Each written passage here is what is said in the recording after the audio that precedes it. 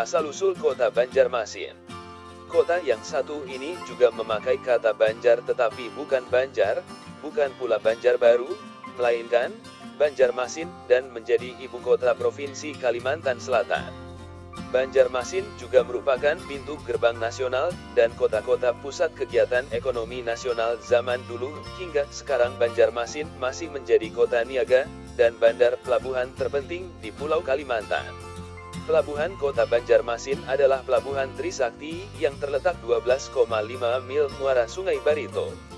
Banjarmasin masih sebagai ibu kota Kalimantan Selatan, namun kantor sekretariat daerah Provinsi Kalimantan Selatan terhitung sejak 14 Agustus 2011 yang bertepatan dengan hari jadi ke-61 Provinsi Kalimantan Selatan, telah dipindahkan ke kawasan Gunung Upi di Kecamatan Cempak, Banjarbaru, yang berdiri pada lokasi dengan ketinggian 44 meter di atas permukaan laut, serta berjarak sekitar 60 km dari kantor lama, pada titik 0 km Banjarmasin di tepi Sungai Martapura.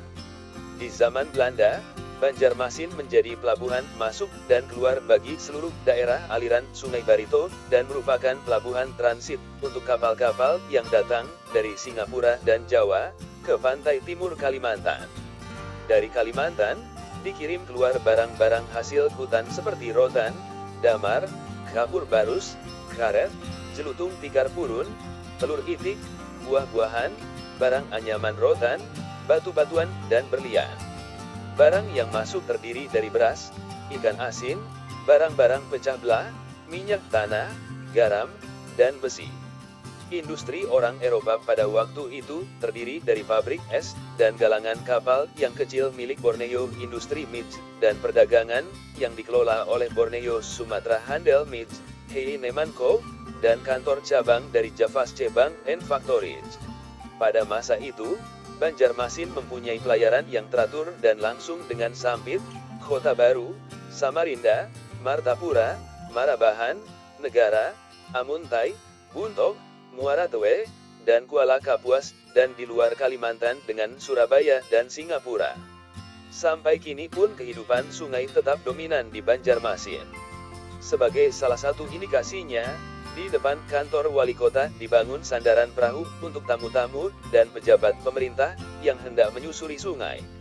Sekitar 200 meter dari tempat tersebut, terdapat terminal perahu antar kota di Kalimantan Selatan, bahkan sampai ke Kalimantan Tengah. Mengapa kota ini disebut Banjarmasin? Ada beberapa versi mengenai asal-usul nama ini.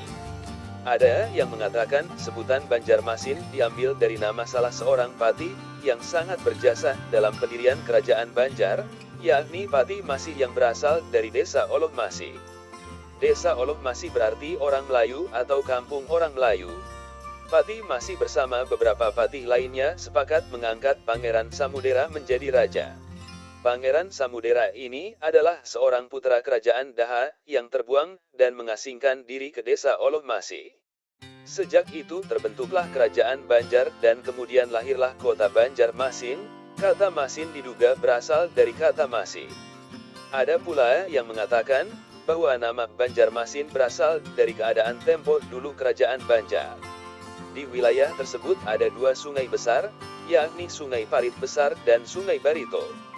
Rupanya, di musim kemarau ketika paceklik, air di kawasan itu menjadi masin, asin. Nah, dari situlah lama-lama nama Banjar masih berubah menjadi Banjarmasin, yang akhirnya kini disebut Banjarmasin.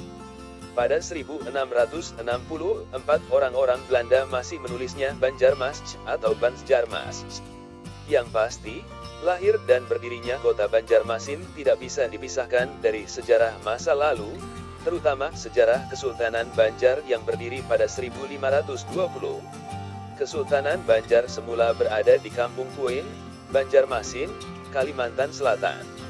Kesultanan Banjar kemudian dipindah ke Martapura, Kabupaten Banjar yang disebut juga Kerajaan Kayu Tangi. Kesultanan Banjar masuk Islam pada 24 September 1526. Kesultanan Banjar dihapuskan oleh pemerintah Belanda pada 11 Juni 1860. Pemerintahan darurat pelarian berakhir 1905. Ketika ibu kotanya masih di Banjarmasin, Kesultanan Banjar disebut Kesultanan Banjarmasin. Kesultanan Banjar merupakan penerus dari kerajaan negara Daha, yaitu kerajaan Hindu yang beribu kota di kota negara, sekarang merupakan ibu kota kecamatan Daha Selatan, hulu Sungai Selatan. Menurut mitologi suku Maanyan, suku tertua di Kalimantan Selatan, kerajaan pertama adalah kerajaan Nan Sarunai yang wilayah kekuasaannya terbentang luas mulai Tabalong hingga ke daerah Pasir. Keberadaan mitologi Maanyan menceritakan tentang masa-masa keemasan kerajaan Nan Sarunai, sebuah kerajaan purba yang dulunya mempersatukan etnis Maanyan di daerah ini dan telah melakukan hubungan dengan Pulau Madagaskar. Kerajaan ini mendapat serangan dari Majapahit, sehingga sebagian rakyatnya menyingkir ke pedalaman, wilayah suku Lawangan. Salah satu peninggalan arkeologis dari zaman ini adalah Candi Agung yang terletak di kota Amuntai. Pada 1996 telah dilakukan pengujian C14 terhadap sampel arang Candi Agung menghasilkan angka tahun dengan kisaran 242-226 SR.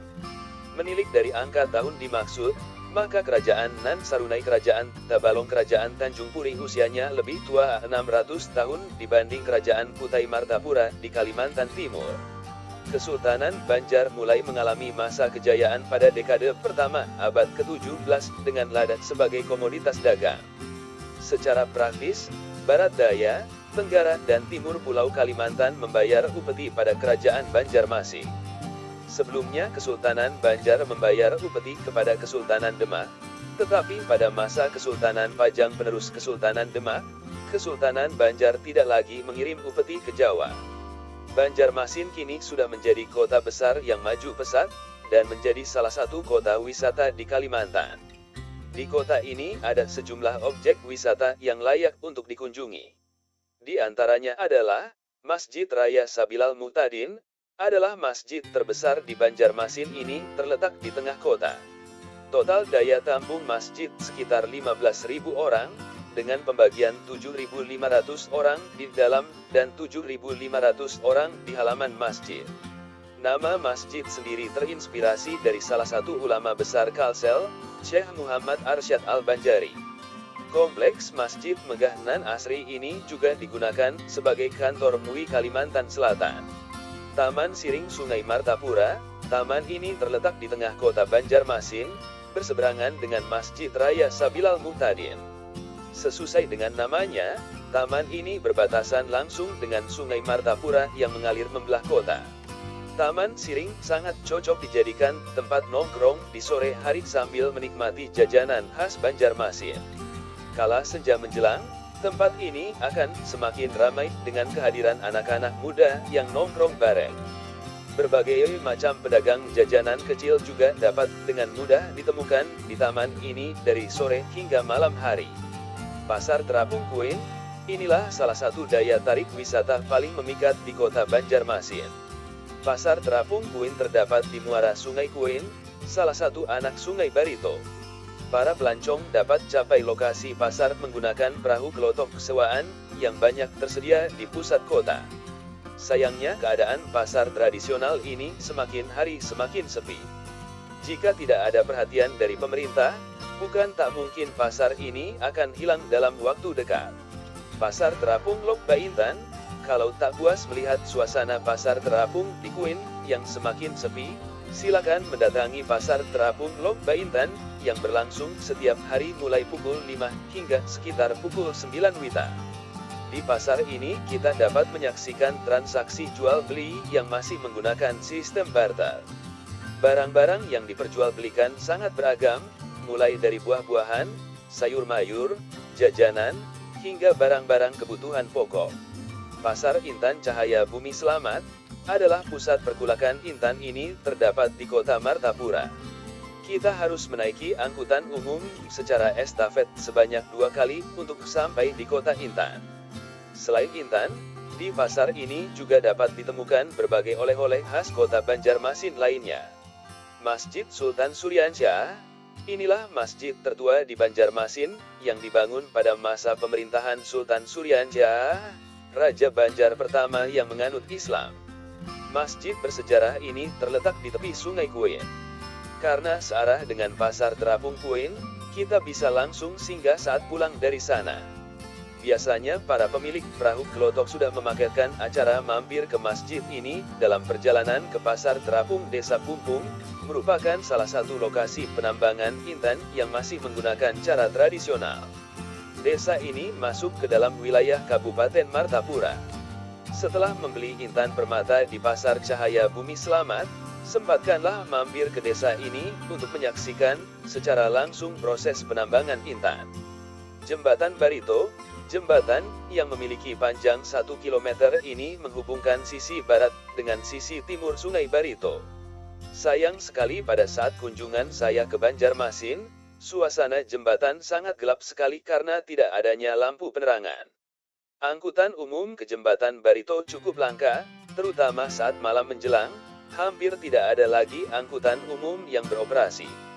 Oleh karena itu, waktu kunjung sebaiknya agak siang menjelang sore atau lebih baik menyewa kendaraan dari Banjarmasin.